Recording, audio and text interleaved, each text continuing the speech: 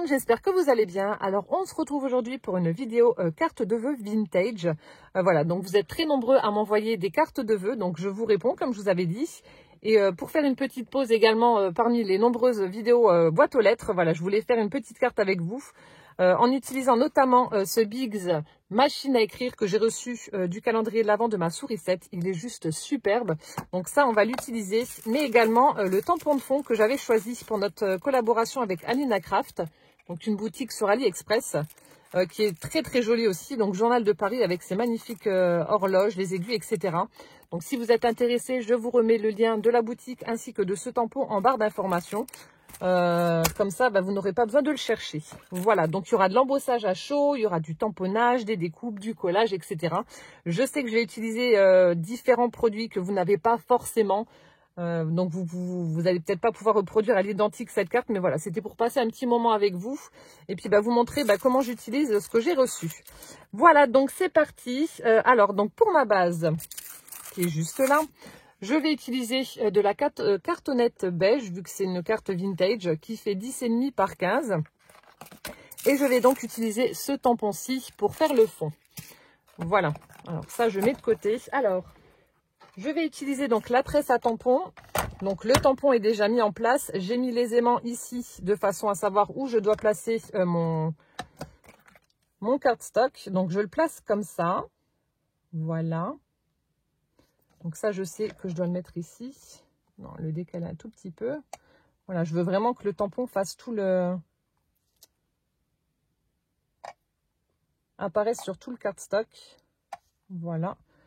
Donc là, alors, vu que c'est un tampon de fond et que je veux absolument qu'il y ait le motif partout, donc je n'utilise pas les aimants pour maintenir mon cardstock. Normalement, ça ne devrait pas bouger.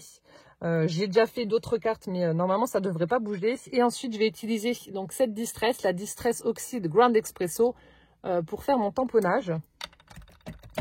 Voilà, donc je tamponne. Donc là, j'en fais une avec vous. Et ensuite, hors caméra, quand j'aurai terminé cette vidéo, je continuerai à en faire plusieurs. Là, j'en ai déjà fait 3. Et honnêtement, le rendu est juste superbe. J'ai eu ma petite sourisette en visio avant-hier, je crois. Oui, non, oui, ça devait être avant-hier. Et quand je lui ai montré, elle m'a dit « Mon Dieu que c'est joli !» Et c'est vrai que ça fait une chouette carte avec le fond, la machine à écrire. Enfin bref, c'est vraiment superbe. J'aime beaucoup. J'aime beaucoup. Bon, après, ça pourra vous donner des idées, même si vous n'avez pas exactement le même matériel que moi. Mais ça peut vous donner un petit peu d'idées. Donc là, j'appuie, je tamponne. Si c'est pas super bien tamponné, c'est pas grave vu que c'est une carte vintage. Hop. Donc là, je rajoute quand même un petit peu pour qu'on voit un peu mieux le motif de la montre. Donc c'est ça qui est bien avec la presse à tampon, c'est que vous pouvez retamponner exactement au même endroit. Donc là, le papier ne bouge pas, donc c'est pas gênant. Mais à la base, normalement, il faut utiliser les aimants pour que le cardstock ne bouge vraiment pas. Hop.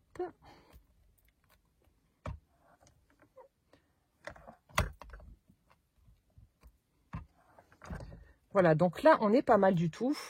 Donc là, c'est bon. J'ai mon fond qui a été tamponné.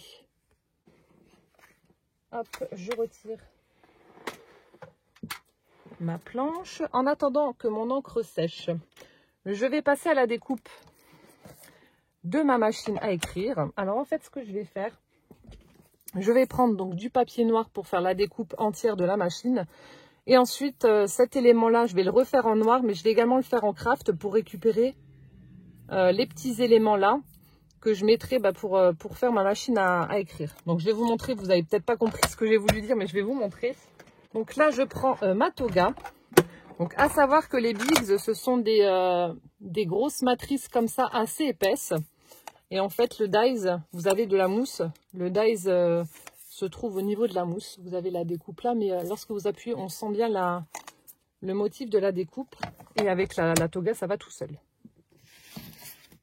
Alors, donc déjà dans un premier temps, donc je mets mon papier au-dessus. Donc comme je vous ai dit, je vais faire la découpe du haut de la machine et de l'autre élément en noir. Et ensuite, je viendrai refaire pareil, mais avec la partie basse en craft. Donc là, en fait, ce que je fais, j'utilise simplement ma lamatrice, je mets le papier dessus et là, je ne prends que la plaque transparente qui découpe.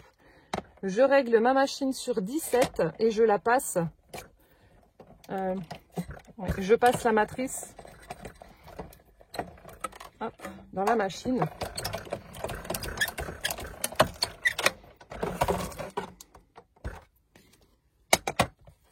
Et vous avez votre découpe qui est faite et qui vient de voler par terre. Ah non, elle est là. J'ai cru qu'elle avait volé. Non, non, elle s'est collée sur la plaque. Donc là, c'est le petit élément qu'on va ajouter par-dessus. Donc je vous montre. Voilà. Et ensuite, on a l'autre partie. Donc ça, c'est toute la base de la machine à écrire. Vous voyez, ça se découpe tout seul.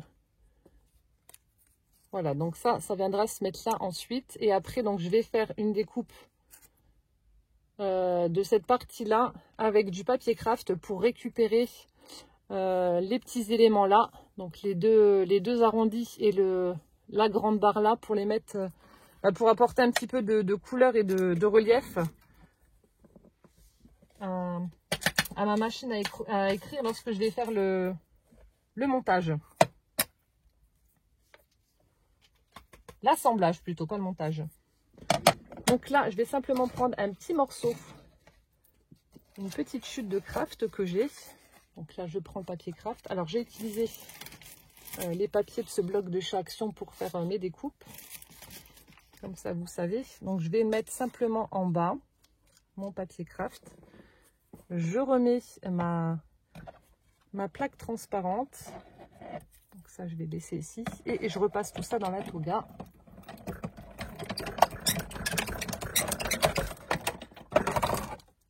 Voilà. Donc c'est pour récupérer ces petits éléments là justement.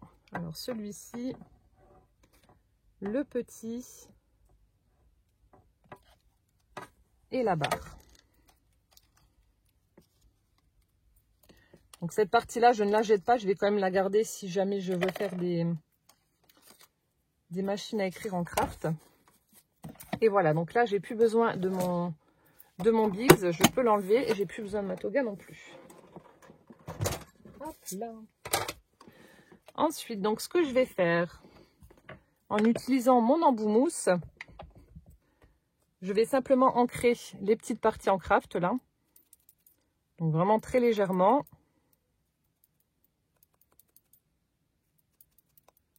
Toujours pour apporter pardon, ce côté vintage.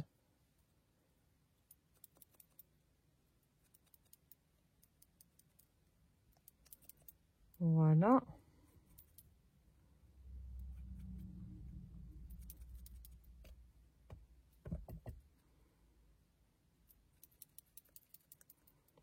Je m'en mets plein les doigts, mais c'est pas grave. Oh alors, c'est tellement petit que j'arrive pas à le tenir. Voilà, donc là j'ai un petit peu ancré mes trois parties en craft.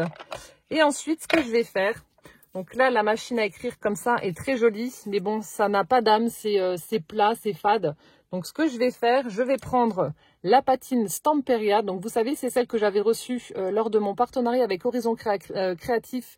Donc c'était dans le kit corset où j'avais fait ma création mix média. Donc c'est la Stamperia, comment que ça s'appelle, Serantica, et c'est la couleur, c'est un couleur cuivre, un truc comme, ouais, cuivre métallique. Voilà, donc il vient de chez Horizon Créatif. J'essaierai de regarder s'il y a le lien de cette patine. Sinon, enfin de cette cire. Oui, cire, patine, je pense que c'est pareil. Je regarderai s'il y a le lien. Si je trouve le lien, je vous le mets en barre d'infos. Sinon, ben, c'est qu'il n'y en a plus. Donc là, je vais apporter du relief à ma machine à écrire, tout simplement en ancrant les bords et un petit peu la découpe en elle-même. Donc je prends mes doigts, il y en a qui disent qu'il ne faut pas, moi personnellement je m'en fiche, je prends mes doigts. Et vous allez voir, ça va faire toute la différence d'utiliser ça sur la découpe. Donc c'est pas simplement pour faire du mix média, vous pouvez très bien utiliser vos patines pour ancrer vos découpes et apporter un petit peu plus de vie, on va dire, à ces éléments en papier. Comme je vous ai dit, ça va vraiment faire toute la différence d'utiliser cette cire là sur la machine. Donc là, dans un premier temps, je vais déjà faire tous les pourtours de ma découpe.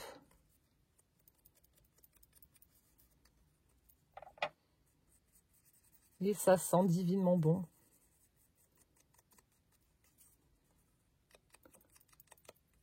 Voilà.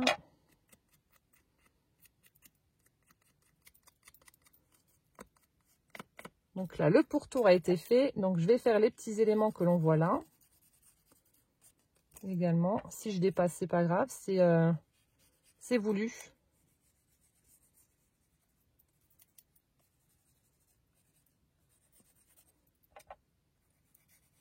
L'élément du bas. Ensuite, on va faire les touches de la machine. Voilà, et ensuite, je viens également combler les parties noires.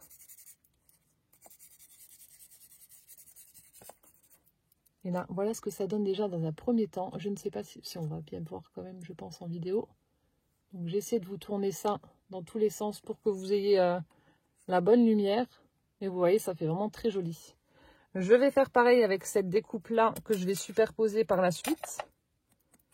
Donc, je mets cette patine tout autour de la découpe et ensuite autour de chaque élément.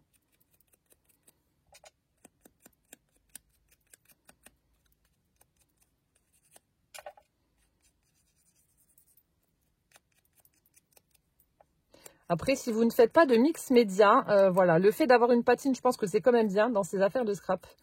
Donc c'est vrai, si vous aimez vraiment le vintage, je vous conseille plutôt une couleur cuivrée comme celle-ci, plutôt que du doré ou de l'argenté. Mais bon, après, si vous n'en avez pas, c'est pas grave, hein. Mais c'est vrai que ça fait tout de suite plus joli. Après, vous pouvez en créer également avec de l'encre blanche, mais ça n'aura pas du tout le même rendu que cette cire. Voilà, donc là, c'est bon. J'en ai mis partout. Je vais simplement essuyer mes doigts pour ne pas remettre de la cire n'importe où. Donc, voilà ce que ça donne. Hop. Voilà, donc là, je vais coller la partie qui est juste là. Je vais la superposer sur ma machine. Donc là, ça revient très très souvent. Comme il y a pas mal de débutantes qui regardent mes vidéos, on me demande d'où viennent ces flacons de précision pour la colle. Donc sachez que vous en trouvez également sur AliExpress. Je sais que Ninon d'Horizon Créatif en a également sur la boutique. Bon, et c'est souvent en rupture de stock parce que tout le monde se les arrache. Mais on en trouve un petit peu partout. Sur Amazon aussi. Vous tapez simplement flacon de précision pour colle et vous allez en avoir. Après, vous avez différents flacons en fonction de ce que vous voulez faire. Si vous voulez des flacons plus grands ou plus petits au niveau du contenant, je parle. Mais voilà, vous les trouvez facilement un peu partout. Et c'est vrai que lorsque vous avez des petits éléments comme ça à coller, c'est hyper pratique plutôt que les colles avec des gros embouts, on en met partout. Donc ça aussi, c'est une question qui revient souvent. Et là, l'embout là aussi, vous tapez embout mousse ou encreur mousse Ranger, de la marque Ranger, et vous trouvez aussi. Pour appliquer donc l'encre. Voilà, donc là, je viens superposer ma découpe. Voilà. Et je vais prendre mon sopalin. Hop là, il a bougé. Pour enlever l'excès de colle.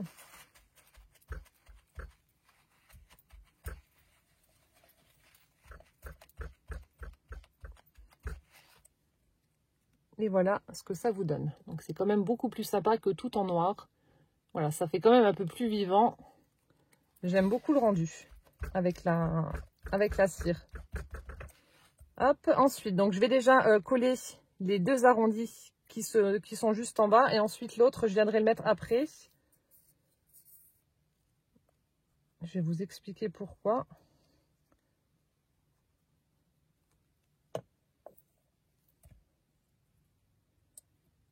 Donc je mets déjà la première. Donc vous voyez, ça ressort un peu plus comme ça en craft. Si j'avais fait en noir, ça aurait fait trop ton sur ton, on n'aurait pas vu la différence.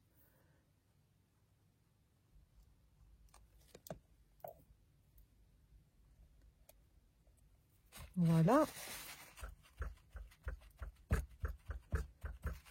voilà ce que ça donne une fois qu'on a collé nos petits éléments en craft. Donc ça fait plus joli. Voilà. Ensuite, donc là, je vais reprendre, je vais laisser ça de côté pour l'instant. Je vais reprendre ma base de cartes. Je vais, comme d'habitude, en utilisant toujours la Grand Expresso, ancrer tout le bord de ma carte parce que ça fait beaucoup plus joli. C'est une question de goût, c'est optionnel, vous n'êtes pas obligé de le faire. Si vous aimez comme ça, vous laissez comme ça.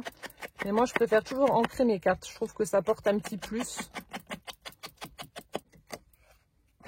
Vous voyez, ça fait quand même beaucoup plus sympa lorsque c'est ancré, je trouve. Après, il y en a peut-être qui ne vont pas aimer. Moi, j'aime beaucoup quand c'est ancré.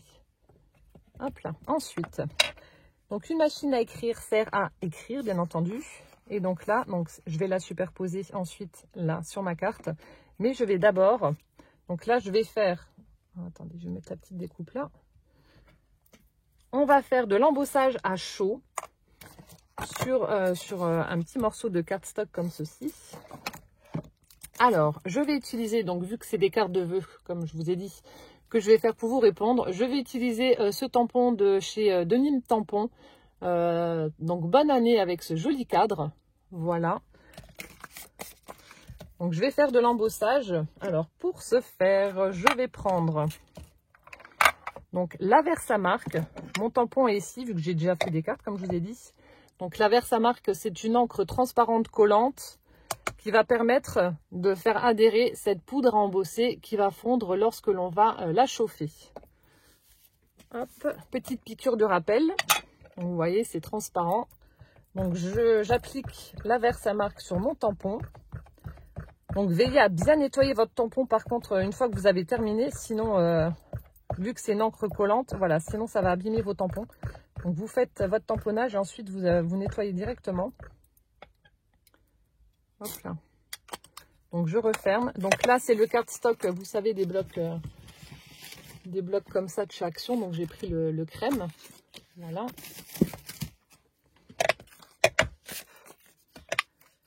Donc là, hop, je tamponne mon sentiment.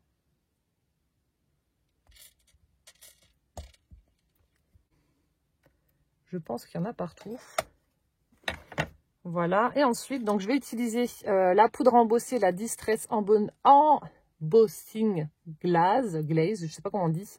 Donc, le coloris, c'est Walnut Stain.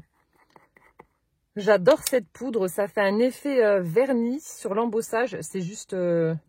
c'est superbe. Franchement, c'est superbe. Le rendu est génial. J'aime beaucoup le rendu. Donc, j'en ai que 2 pour l'instant de cette gamme-là. Il faudrait que je m'en prenne d'autres.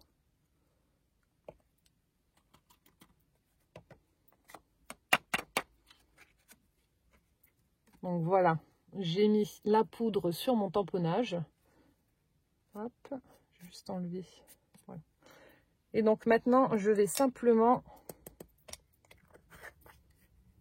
partie que je vous mettrai en sourdine. Chauffer ma poudre pour faire apparaître le motif.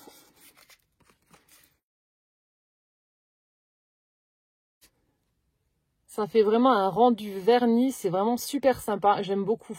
Ça change des poudres traditionnelles qu'on avait, mais j'aime beaucoup le rendu de cette poudre Distress. Ensuite, donc je vais faire la découpe. Alors là, je vais utiliser des dies que j'avais acheté pareil sur AliExpress. Donc ce sont ces dies-ci. Attendez, je vous montre. Donc là, pour la découpe, là, je vais prendre le plus grand. Voilà, mais ça fait un effet page de carnet à spirale qui a été déchiré. Donc là, je vais faire la découpe de mon sentiment.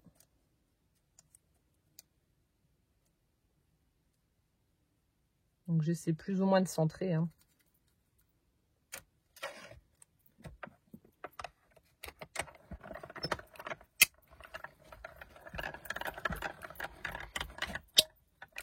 Voilà.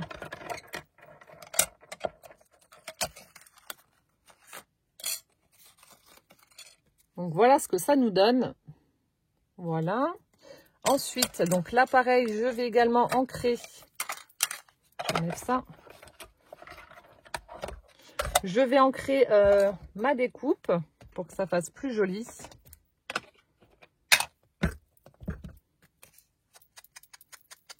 Ah non, attendez, il y avait une petite partie que je devais couper. Sinon, ça passait pas dans la machine. Alors, attendez, hop. Je vais le faire tout de suite avant d'oublier.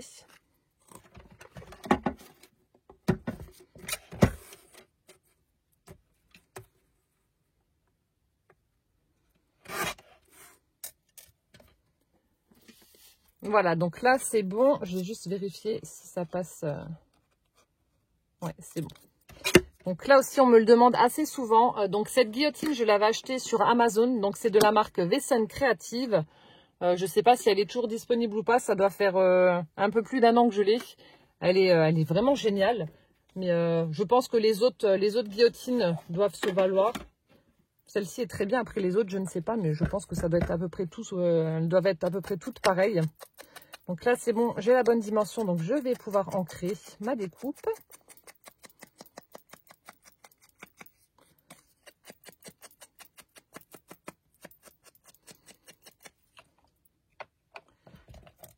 Et voilà le rendu.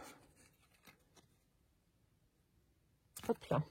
Ensuite, ce que je vais faire, donc là, je vais mettre de la colle ici, sur la partie, sur cette partie-là, de l'autre côté, de façon à insérer ma petite feuille et de la coller comme ça sur la machine, comme si on venait de taper à la machine et de faire le sentiment, donc bonne année.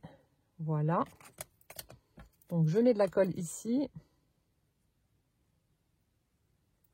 Vous voyez, ça fait vraiment un rendu super sympa. Hein. Je suis trop fan. J'ai plein d'idées avec cette découpe machine à écrire. Oh, bah alors.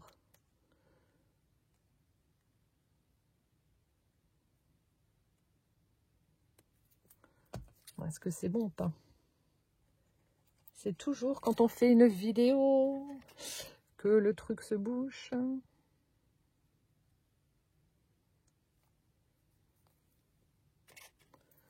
Bon, si ça coule pas, tu voles. Hein. Bon, ça va. T'as de la chance. Elle a eu peur. Ma colle a eu peur. Voilà. Donc là, je l'insère en dessous. Et je colle.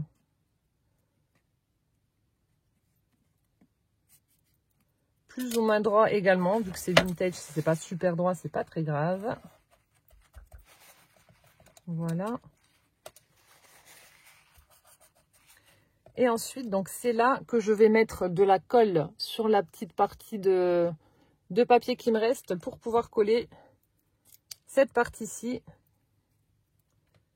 que j'ai découpée tout à l'heure.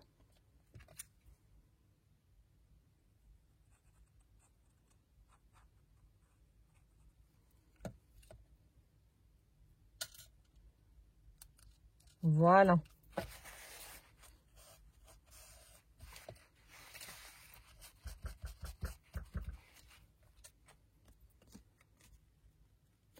Donc voilà ce que ça donne déjà.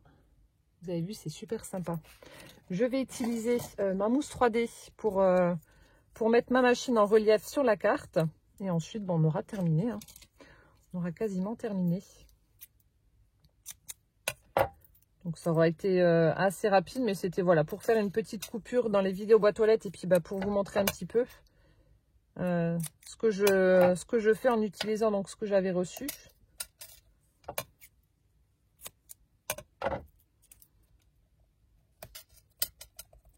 Et puis bah donc il faudra patienter. Il y en a parmi vous qui vont recevoir cette jolie carte vintage dans la boîte aux lettres. J'espère que bah, ça vous plaira. Vous me direz.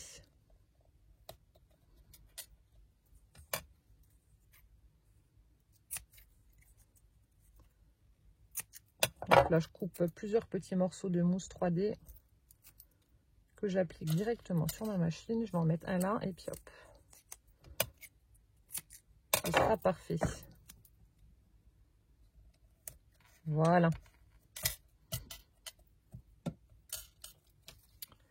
Donc là, je n'ai plus qu'à prendre ma machine, à la placer sur ma carte et à la coller.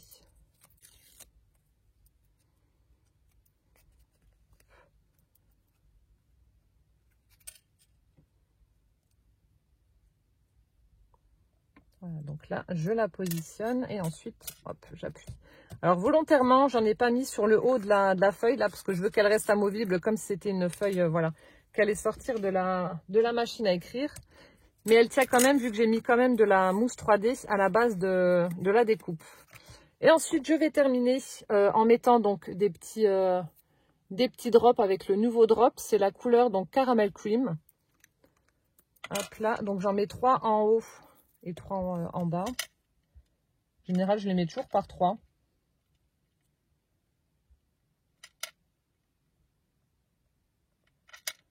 Voilà, une petite touche de satiné sur la carte, ça fera joli.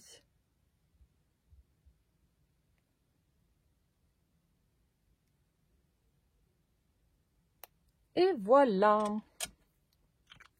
ma carte est terminée. Il ne me reste plus qu'à écrire derrière mes vœux et à ensuite l'envoyer. Donc voilà ce que ça donne. Je vous la montre d'un peu plus près. Donc là, c'est les petits drops que j'ai fait. Vous voyez, la couleur, elle est super sympa. Ça fait un peu satiné. C'est lesquels d'ailleurs, ceux-là?